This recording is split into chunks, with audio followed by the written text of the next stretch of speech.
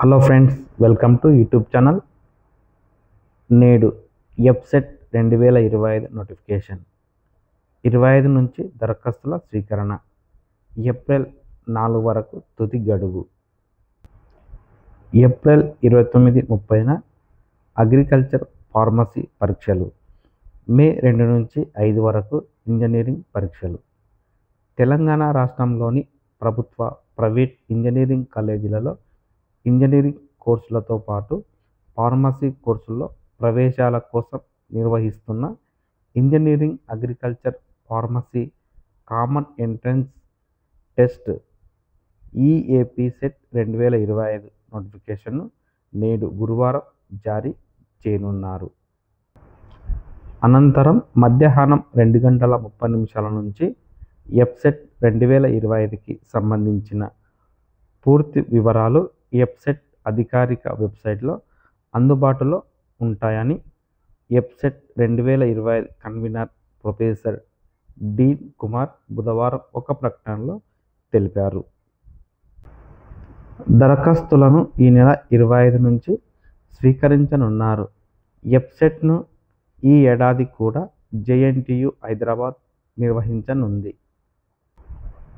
ఎఫ్సెట్ committee మొదటి సమావేశం ఈ నెల 3న జరగగా, సమావేశంలో ఎఫ్సెట్ షెడ్యూల్ను నిర్ణయించారు.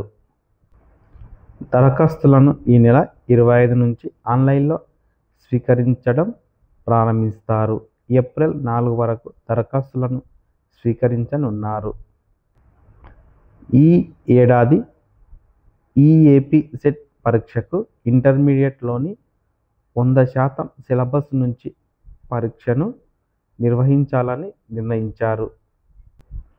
అగ్రికల్చర్, ఫార్మసీ పరీక్షలను ఏప్రిల్ 29-30 తేదీలలో, ఇంజనీరింగ్ పరీక్షలను మే 2 నుంచి 5 వరకు 2 సెషన్లలో నిర్వహించనున్నారు.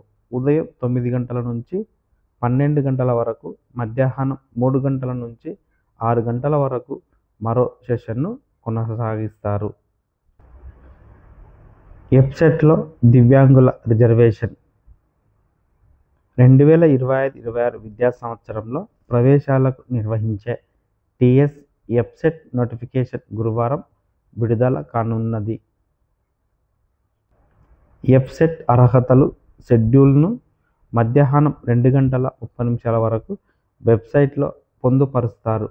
తొలిసారిగా ఎఫ్సెట్లో దివ్యాంగులకు 5% రిజర్వేషన్ వర్తింప చేస్తారు. ఆన్లైన్ దరఖాస్తులు 25 నుంచి ప్రారంభమై ఏప్రిల్ 4 వరకు దరఖాస్తు చేసుకోవచ్చు.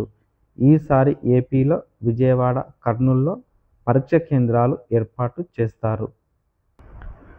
జూనియర్ అధ్యాపకులకు స్థానాల కేటాయింపు. ఎమ్మెల్సీ ఎన్నికల కోడ్ ముగిశాక 1286 మందికి నియామక పత్రాలు. రాష్ట్రంలోని ప్రభుత్వ జూనియర్ కళాశాలలో వివిధ సబ్జెక్టుల బోధనకు ఎంపికైన 1286 మంది జూనియర్ అధ్యాపకులకు పోస్టింగ్ స్థానాలను కేటాయించారు. ఈ నెల 13న ప్రారంభమైన పోస్టింగ్ స్థానాల కేటాయింపు కౌన్సిలింగ్ ప్రక్రియ బుధవారంతో ముగిసింది.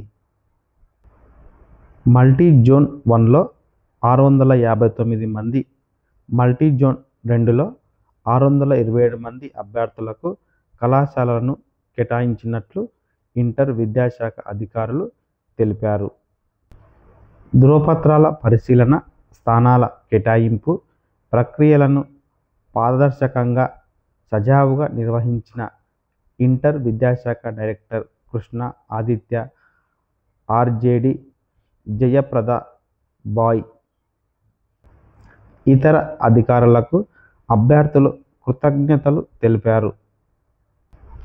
అయితే అభ్యర్థులకు ఏ కళాశాల కేటాయించారో తెలిసినా నియామక పత్రాలు మాత్రం అందించలేదు.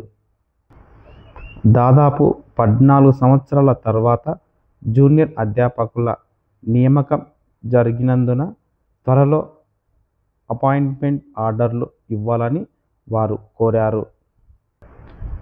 ఎమ్మెల్సీ ఎన్నికల కోడ్ ఉన్నందున ఆ తర్వాత నియామక పత్రాలు ఇవ్వొచ్చని భావిస్తున్నారు.